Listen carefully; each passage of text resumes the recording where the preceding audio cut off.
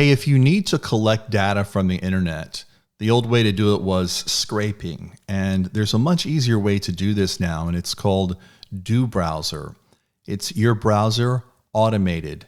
It's the ability to control Chrome with plain English.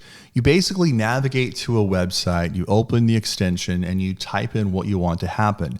Very much like vibe coding, except you tell it what to do. In the example from their website, they go to the New York Times Wordle puzzle and they say, solve this. And it just goes to work solving the puzzle.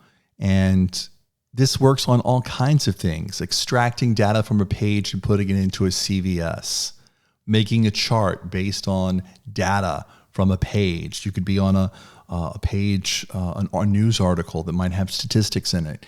You can have it do all kinds of stuff. The browser is able to take actions on your behalf.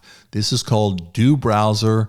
It's a Chrome extension, and I highly recommend it. I've extracted data from more than 3 dozen websites. I love this browser. Hey, I love this browser extension. Hey, if you like this video, please be sure to like and subscribe.